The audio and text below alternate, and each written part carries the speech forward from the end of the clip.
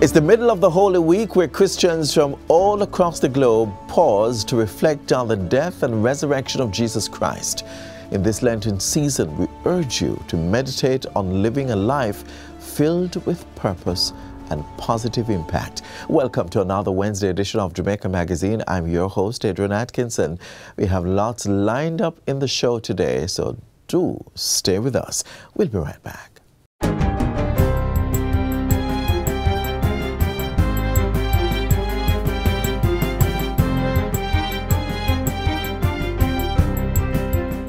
Good day, I'm Theodore Henry, and this is your JIS News for Wednesday, April 5, 2023. Jamaica recorded a 22% decline in major crimes for the first 3 months of this year when compared to the corresponding period in 2022. Commissioner of Police Major General Anthony Anderson gave the update during a virtual press conference on Tuesday. He says at the end of March, murders were down by 21%, shootings by 13%, rapes 47%, robberies 32%, and break-ins 11%.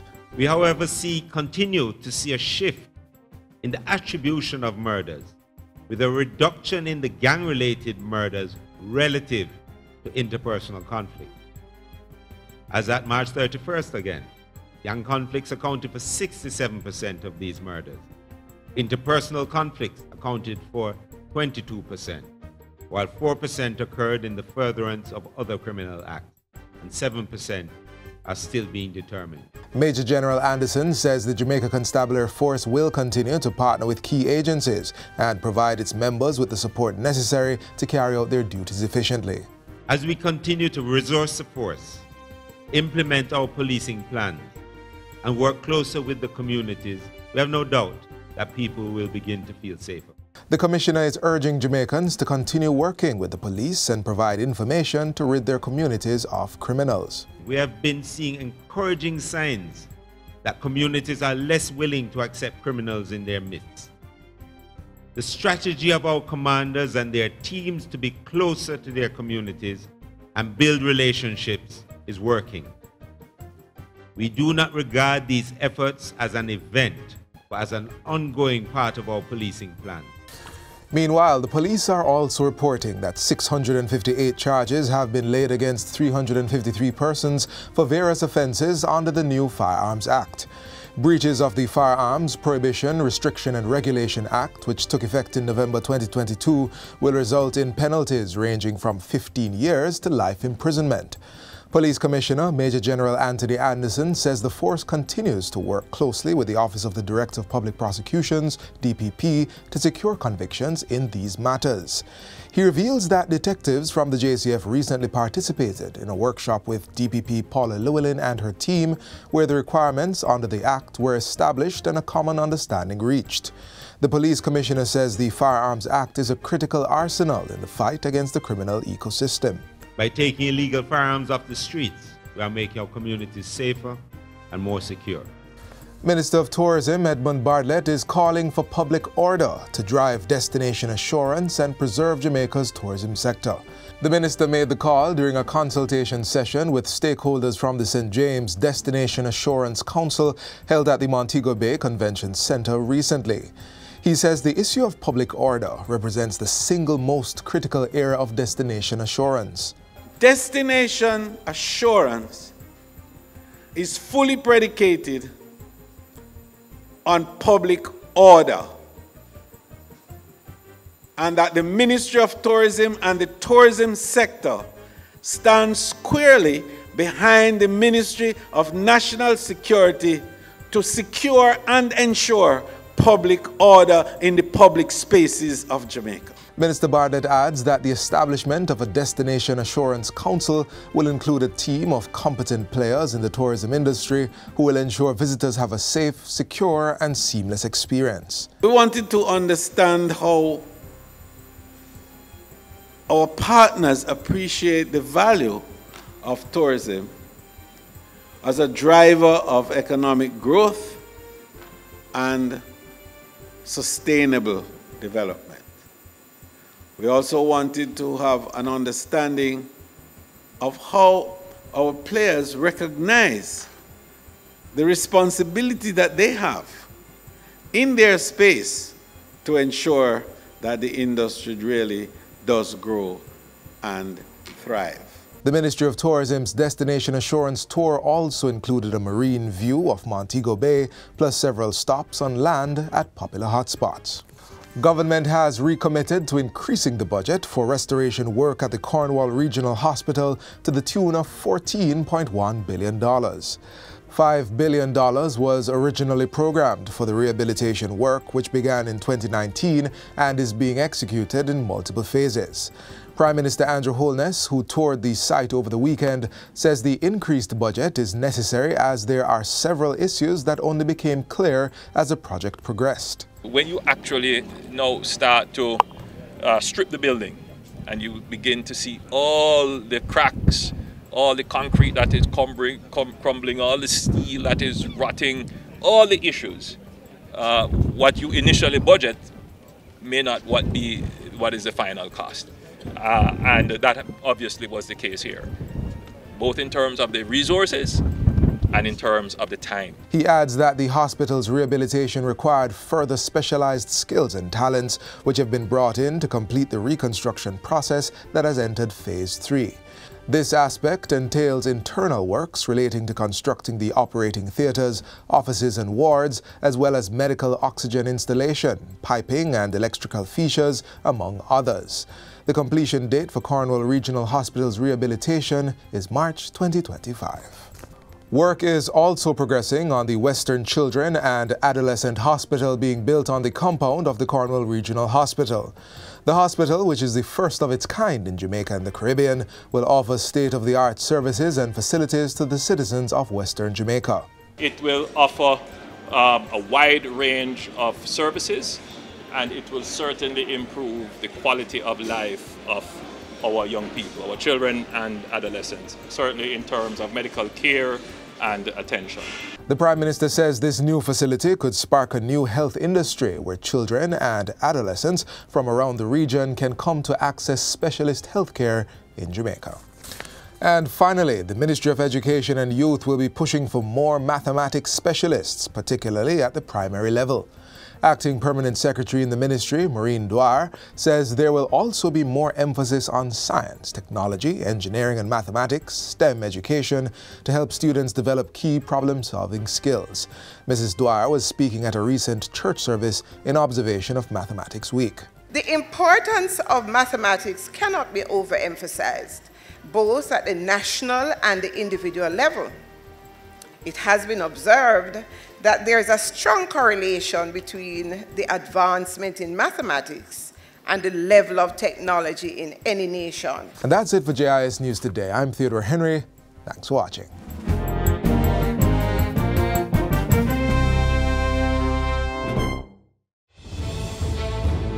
Water is precious. So we encourage everyone to practice the 4 R's of water conservation. Always remember to reduce your use of water wherever possible. Replace water wasting devices with water savings devices. Reuse water wherever possible. And wherever leaks are found, please repair them and repair them quickly. Don't delay. Practice the 4 R's of water conservation today. As you plan those Easter holiday weekend trips, we have some useful tips that you must not leave out of your journey. In this next feature, we are talking to the person behind the wheel, showing them how safety is always the #1 priority.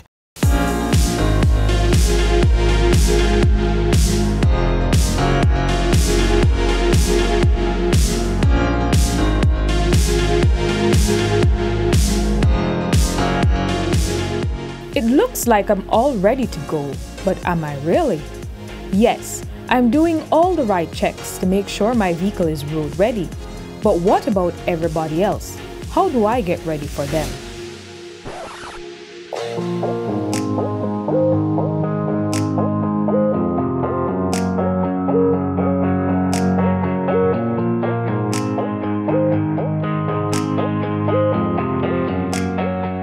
Driving to save lives, time and money in spite of the conditions around you and the actions of others.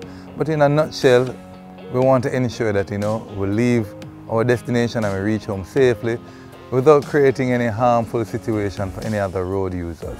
Using the techniques of defensive driving helps you to reduce the chance of other people's mistakes affecting you and your vehicle. You must always be aware that though you might be a good defensive driver, the other road users a lot of times aren't. People will borrow your lane, people will overtake carelessly because they're tired of being in front of a vehicle that is slower than them or a truck. The government is targeting behavioral change among drivers to reduce the country's vehicular collisions and fatalities, and defensive driving is one of the tools. Grinnell's driving school is known for championing safe driving. Director and instructor Seth Grinnell leads us through some useful defensive driving techniques. Let's learn. The road code says that the person who arrives first should be allowed to go first, assuming that everyone now, of course, comes to a stop at the stop sign. We'll creep to our line of vision to see if it's safe to go. I'm going to make a right turn and then I proceed.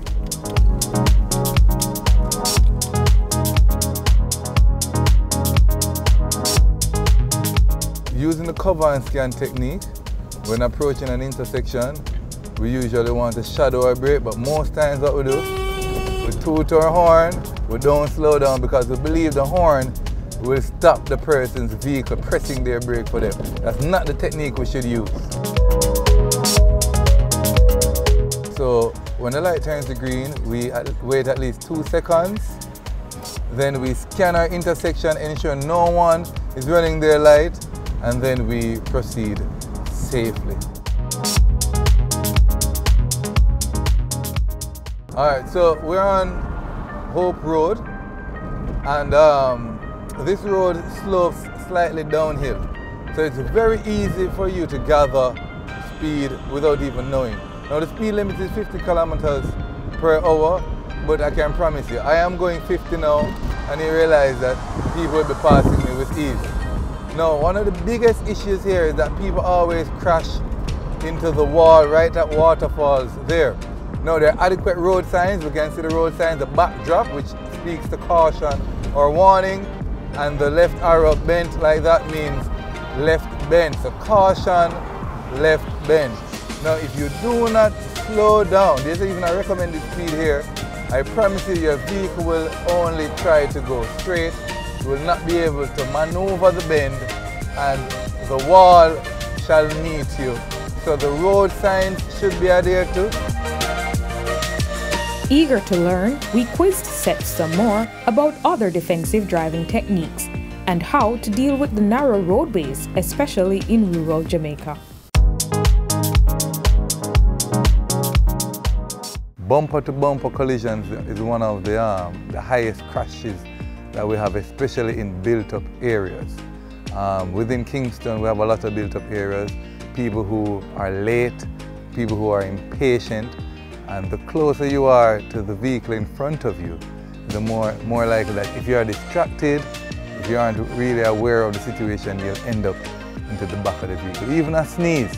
Because when you sneeze, sometimes you jerk forward and before you know it, you're in someone's trunk. A lot of times what happens, you might be peacefully going about your way. Someone bad drives you, and then they give you some choice words, the body language, and you believe that you have to meet them in kind. You just have to let it go. It doesn't positively impact your driving. A lot of times it leads to you taking unnecessary risks. So you want to take extra caution, use up your horn to alert the road users in front of you that you are coming and that they should hold their side of the road and so forth. There are many ways to deal with the far too many lives being lost on our nation's roads. Government's enactment of the New Road Traffic Act is helping to actualize the transformation by issuing harsher penalties for road safety breaches. Defensive driving puts the driver in the seat to save lives. With more calculated efforts and responsible actions, it protects the most vulnerable road users and benefits all without a cost.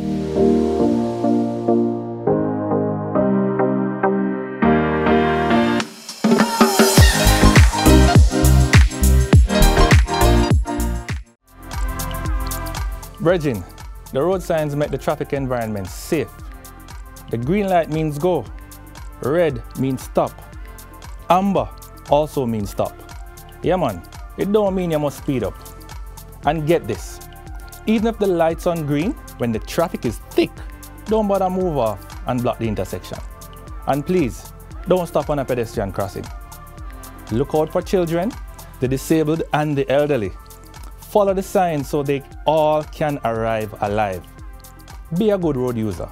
Obey the road signs and look out for each other. Maybe you're checking out the hottest Jamaican play this weekend or listening to an old folk tale about Easter traditions in rural Jamaica, like the bleeding physic nut tree on Good Friday.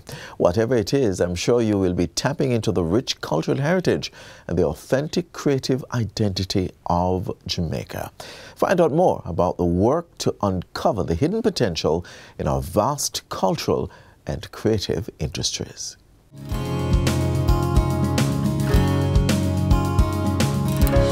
Jamaica's creative and cultural industries, CCIs, are being mobilized for an economic transformation. For many years, the country has generated global acclaim through its various CCIs, making them among the most significant industries. But their full social and economic potential have not been tapped into, to spur the significant growth and development that is possible. We believe that is a set of industries that are actually transformational in terms of moving Jamaica forward economically and sustainably. The creative and cultural industries are founded on things that Jamaicans do well. So we have a natural competitive advantage in the creative and cultural industries. As a matter of fact, when you think about brand Jamaica and what defines brand Jamaica, certainly externally, is really it's really founded in the creative and cultural industries.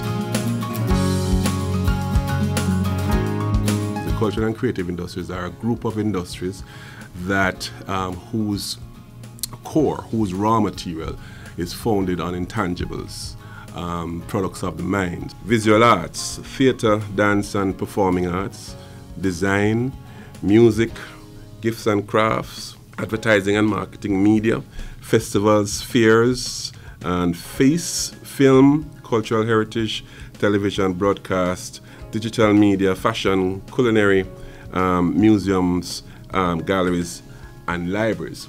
Increased attention is now being given to these industries to better exploit their economic and social development potential. This includes a full mapping of such industries, with the support of the British Council in 2019 and 2020, and a situational analysis to pave the way forward. One of the critical things that came out of that mapping was, of course, that vexed issue of data and the collection of data, the mining of the data, the analysis of the data, and the utilization of the data that is specific to the creative industries. Like, for instance, what is the specific value of the creative and cultural industries?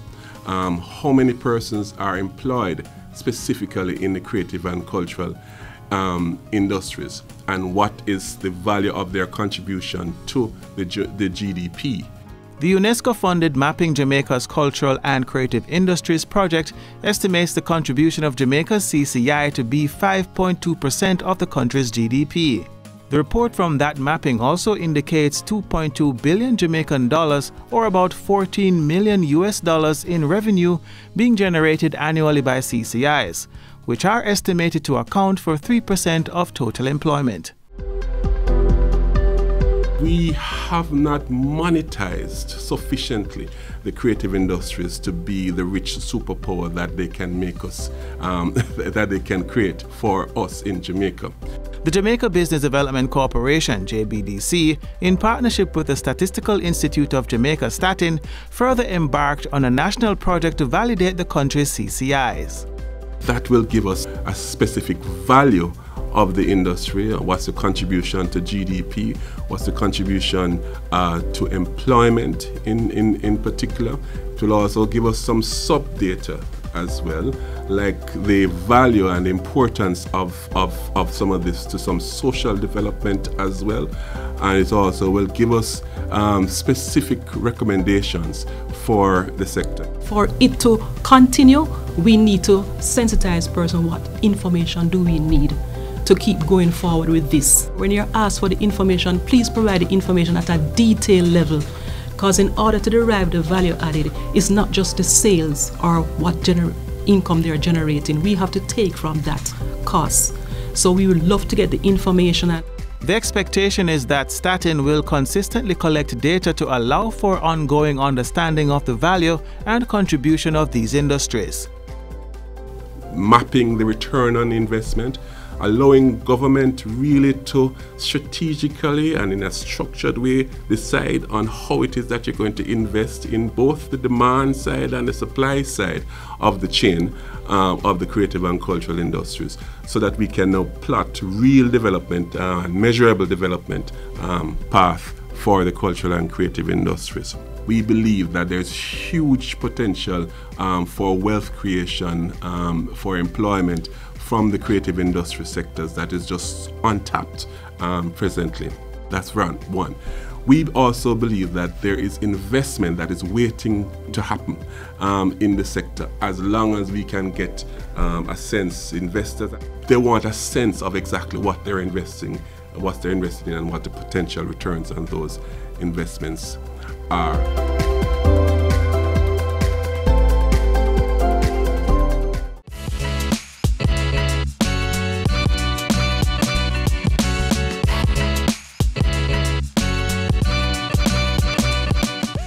As children are home for the holidays, we are adamant that they must be protected. So children, if you ever feel in danger, be sure to call the 211 helpline. Learn more in this next feature. One of the biggest threats to Jamaica today is child abuse. The good thing is that we are on our way to improving it. And the latest improvement is happening in the form of a helpline, one that's free, accessible 24 hours daily, and is easy to remember. The 211 helpline to report child abuse is now in effect.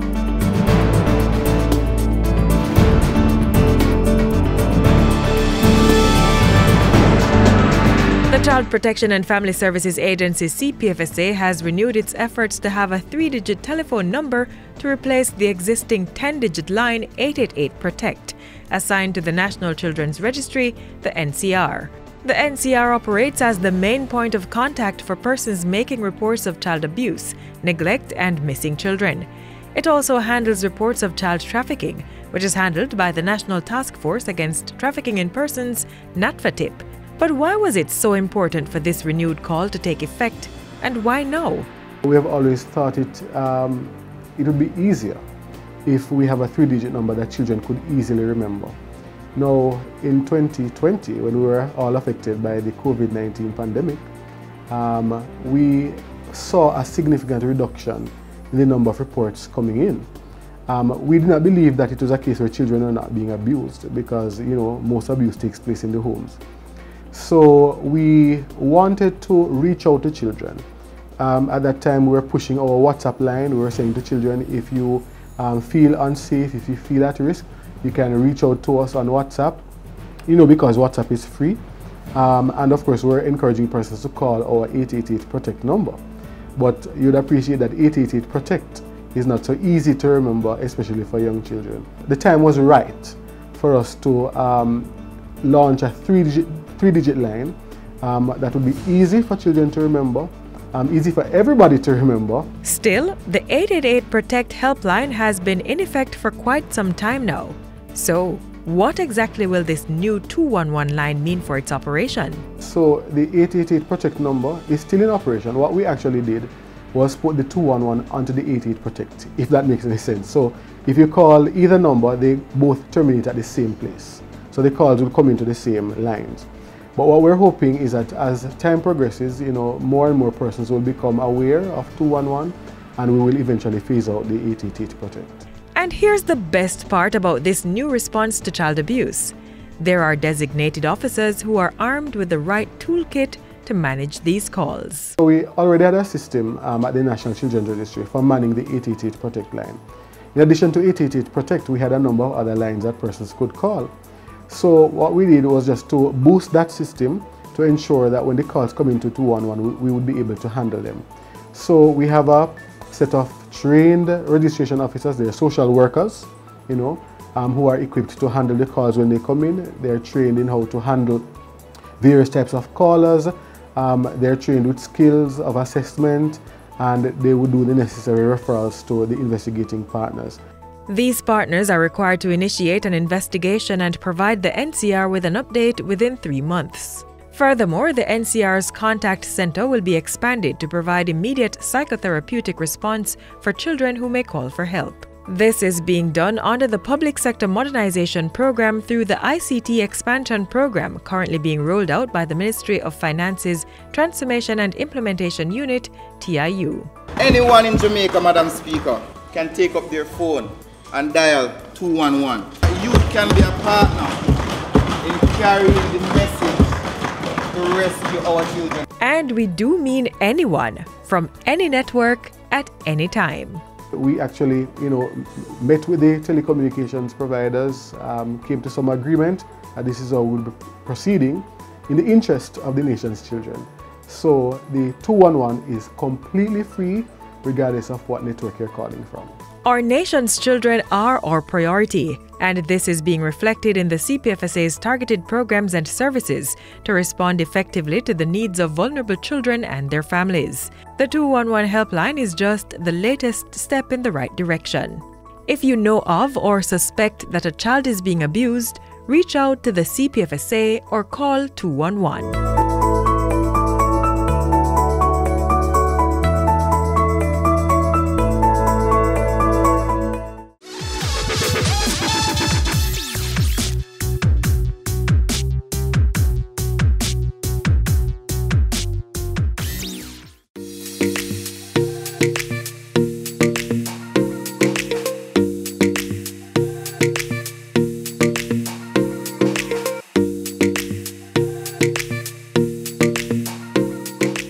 Coffee is a statement of Jamaicanism.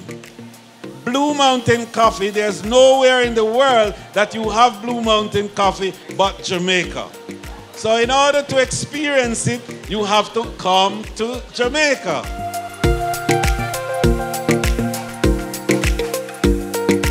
But the showcasing is not just about drinking coffee. It's about the coffee value chain and the enormous potential for wealth to be generated from each link of that value chain.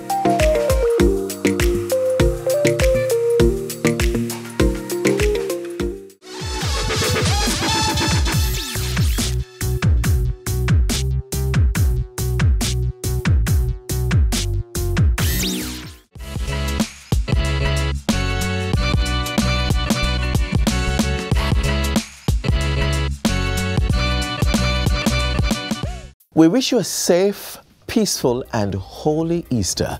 Do continue to stay tuned to our daily magazine productions, and you can find more content like this on our website at jis.gov.jm.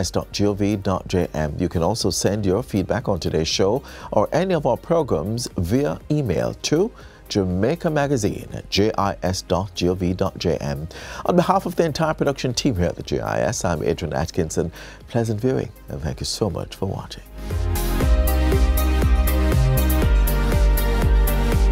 This has been a production of the Jamaica Information Service, the voice of Jamaica.